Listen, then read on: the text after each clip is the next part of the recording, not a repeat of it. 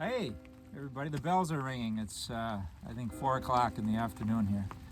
We're at the playground. Time for a midweek chat. I'm having a blast today. I'm walking in the rain, and I love it. I got my rain hat on, which is really cool, and rain coat. I even have rain pants, so sometimes it's okay to be wet, you know. And anyway, so I want to check in about a few great things that are happening. We had our pastoral staff today. Had a retreat. We had a day of reflection. We usually do that in August, but things kind of got beyond us today. And our focus was just on Jesus and our relationship with Christ. And we've matured a lot as a staff, I think, in the last couple of years. And it was really a privilege to be together and respect everybody's differences and hear everybody's sacred stories. And one of the things we did was I asked people to bring their favorite scripture story about Jesus that they thought really captured the essence of who he is for us. Mary said, ask, knock on the door will be open to you, ask and you shall receive. Kind of trusting in providence there. Anne talked about, I am the bread of life. Unless you eat my flesh and drink my blood, you'll have no life within you, and how important that has been to shoring up her faith in the Eucharist and encountering Christ there. Kelly talked about Zacchaeus, that little guy who climbed up the tree, and she works with our youth, and she said, it's all our youth are like Zacchaeus, kind of curious and wondering, and so it was nice to see her relate that to her ministry here, and also how Zacchaeus' conversion, which was through Jesus' kindness and receiving his love and mercy. Can you hear the little raindrops dropping on my pants and hat? It's great fun. Jackie talked about the Last Supper scene where Jesus says, love one another as I have loved you. She said something that was really good. She said, I don't have my notes here, but it's like the most simple thing and the most difficult thing. Love one another. It's the most simple thing and it's the most difficult thing. True enough, right? Beth talked about the washing of the feet, and her day job is work in a salon, and she I don't know if she gives them or someone at her salon gives them, but pedicures, and so the washing the feet has a real special meaning for her in the way that people trust you with their vulnerable parts, and you care tenderly for them. And that's beautiful, to relate that to her job like that. Mine was, I've come, John chapter 10, I've come that you might have life and have it abundantly, have life to the full.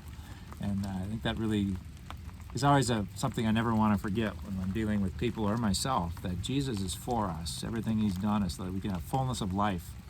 Even if we ask difficult things of us, even if he asks us to endure things that hurt, it's not to make us hurt, it's to make us have abundant life and to trust in resurrection. What else? Who else? Oh, Brian he's a basketball star of old, right? And he chose the 23rd Psalm, which isn't directly a Jesus story, except the Lord is my shepherd, so we make it a Jesus story, right? He's our good shepherd. And he guides me, and just his day-to-day, the way it leads him to try to deal well with life and family and people. He said throughout high school and college, he had the 23rd Psalm taped to his locker, in his basketball locker. So that was just beautiful. It's like, who would know? Some people you don't realize, right? They have this deep, rich background of faith, and you don't know until they tell you.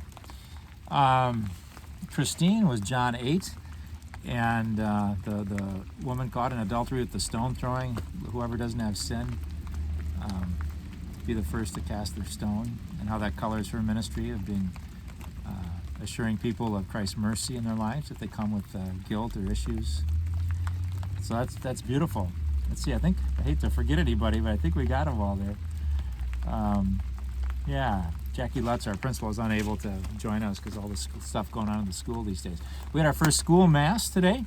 Went real well. By the way, so for our school masses, I think we've decided that, so people who usually go to a daily mass, you can join the school mass if you like. The general, just all parents of the school students cannot. We don't have room, sadly. However, if your child's class is the one putting on the mass, so like today the third graders put on mass, they did the readings and the intercessions and things like that. So if it's your child's class, then you can come. They're all spread apart. There's 3 individuals per pew, and we just can't get any closer than that. So I'm sorry I can't be open the doors for everybody, but that's the way that is. But it's a great Mass. Today's the feast on September 9th of St. Peter Claver. It's also the birthday of one of my godchildren, Peter Bendel, so it's kind of a happy coincidence that they're both named that. So happy birthday, Peter, if you're watching. Peter Claver was the slave. They call him the slave to the slaves. I won't tell the whole story, maybe, but he's from Spain. He became a priest. He thought he was going to, be a teacher, educator, something like that. And he was just moved to be with the people that were most hurting in the world, people that had the roughest life. A little bit like Mother Teresa, the poorest of the poor. Who were they in the world? And at the time, he discerned it was the slaves, those who were captured in Africa and brought over to the Western Hemisphere and owned by other people and suffered and died and had no freedom. And so he went to Colombia, and he was a slave to the slaves. He brought them food, and he just ministered to their needs, medicine, and if they were sick, and all the going to the slave ships or just misery, and he would be there. They learned to trust him and love him, and they learned to trust his spirituality, that Jesus was the reason for what he was doing. And so guess how many, over 40 years, guess how many people Peter Claver baptized? Higher. We played high-low with the kids today, so 300,000. That's a lot of people. So we celebrate Peter Claver today. Let's see. Religious Ed. Their parents are coming to meet tonight. Kelly Boudry has a lot of the materials out in the gathering space for them to come. I think I heard about a third of the parents of our Religious Ed students are opting to take packets home and educate their children at home. That's fine, and we're supplying that. We are doing some in-person as well, so if you choose that. So Kelly's done just an awesome job to arrange that for everybody, to make it easy and hopefully fruitful for everybody. And did you know, it was on the cover of our bulletin, but in case you didn't know, of all the directors of religious education in the Diocese of La Crosse, there was one who was singled out this year as the best, the catechetical leader of the year, and that is Kelly. And so we really celebrated that. Thanks to her husband Mike and her assistant Beth, and everybody who helped kind of keep that a surprise. It was announced on video. Just a funny. Her husband took a video of her watching. It was on a Zoom kind of thing, and in La Crosse, the person was presenting the award, and when Kelly heard her name, she just kind of went, like that. So it was a great moment to catch. Couldn't go to a more deserving person. She's just been so flexible and creative and hard-working for sure. So congratulations, Kelly. Just want to close with maybe. We have a. God willing, baptism at our outdoor Mass on Saturday. It's raining right now. We hope it's not raining on Saturday. There's a chance, right, that it will. But this family, it's the Dayton family, and they're just a good, fun-loving, up-for-anything kind of group. And I think their godparents were not wanting to be inside worshiping with the virus and all. I said, well, we could do it outside if you want, because we have a Mass scheduled anyway. So it's 6 o'clock on Saturday.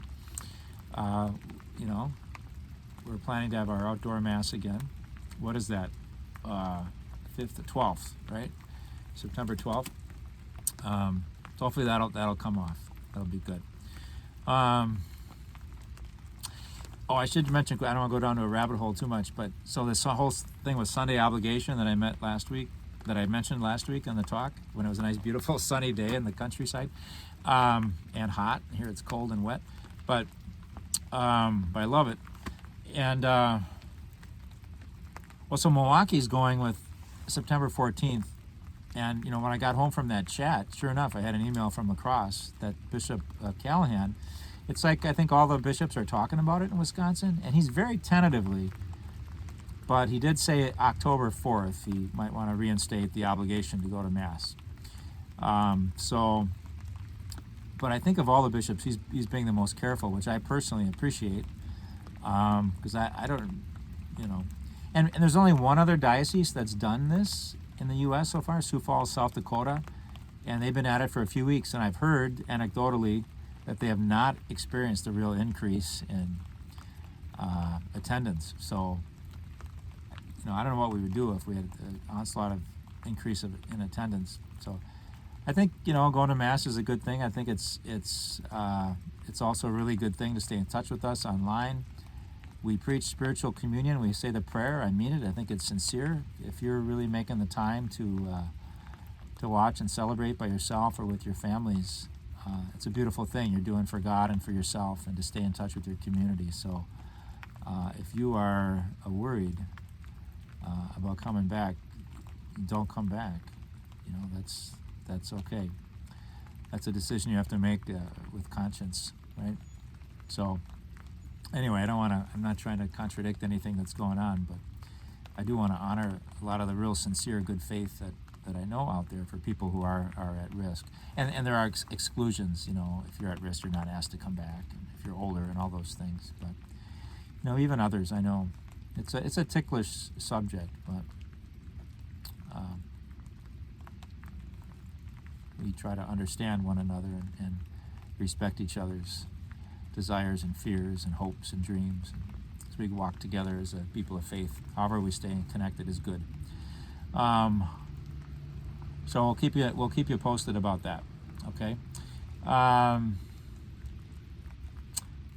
couple weeks ago, I mentioned this Walter Cizek and finding God's will, and I don't know if it was a rainy day today walking. I just thought of this story that I like so much. Walter Cizek's thing was that you find God's will in whatever is set before you in a given day, the life you lead, whether it's pleasant or unpleasant. There it is. It's what you have to deal with, and to respond to it with faith and love is God's will. You know, kind of a simple way to look at it, but a beautiful way and profound way. Just wanted to share with you this story that I really like. It's from Nikos Kazantzakis. He's a Greek writer of the 20th century. I've said it in Mass a few times, but I think it's a beautiful thing. I think the rainy day made me think of it. Sometimes you wish the day were sunny or something, and it's not. So anyway, there's this guy who's seeking God, seeking the will of God, and he goes to find a spiritual master who's a monk living in the mountains, right? And he gets to this guy, because the young man, and he's struggling with temptations and sin, and you know, he's not sometimes choosing to do things that he knows he shouldn't do, and he knows he could do more for God, and he just feels like the devil's getting the better of the fight with his soul. And so he's seeking spiritual conversation with a master up on Mount Athos in Greece. And so he finds this spiritual master, and he says, "Father, I'm having struggles, kind of like I just explained. Do you have any advice to me, or what's been your experience? Do you struggle with the devil too? Is temptation hard for you? How do you make your way through the world? And how do you grow close to Christ in the midst of a world of temptation?" And the old man says, "Well, when I was a younger man like you, I struggled with temptation mightily. It was very difficult. Sometimes the devil won, sometimes I won. We had kind of a tug of war. Now I'm an old man, and the devil and I guess we've made our peace. You know, it's kind of a draw. But so I don't wrestle with the devil anymore, but I wrestle with God." And the young man said, "You wrestle with God? And you hope to win?" And the old man kind of smiled and said, "No, my son, I hope to lose."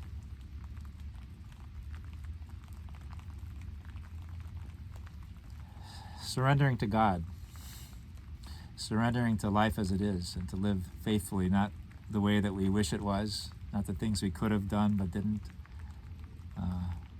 but to surrender to God and God's plans as they unfold in our lives. That's that's kind of our goal, and it's hard sometimes just to surrender to God, to let God win,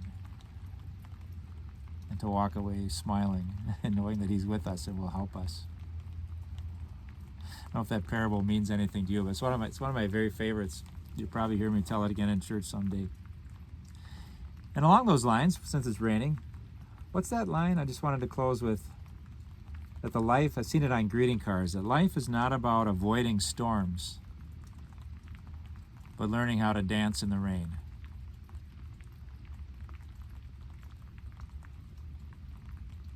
Losing to God, learning to dance in the rain, dealing with the reality of each day, what it presents us with love and faith, trusting in a bigger plan beyond what we can understand and know, but knowing that we're called to do our part as part of God's people. I don't know if you can hear the little raindrops or not, but I'll just let that be kind of our closing prayer, just to kind of sit and take in the rain a little bit. I'd get up and dance in the rain, except I don't know if I can really get up from this crouch with my knees the way they feel. So anyway.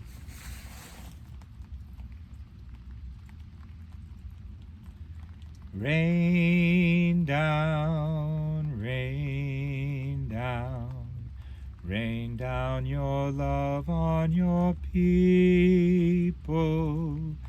Rain down, rain down, rain down your love, God of light.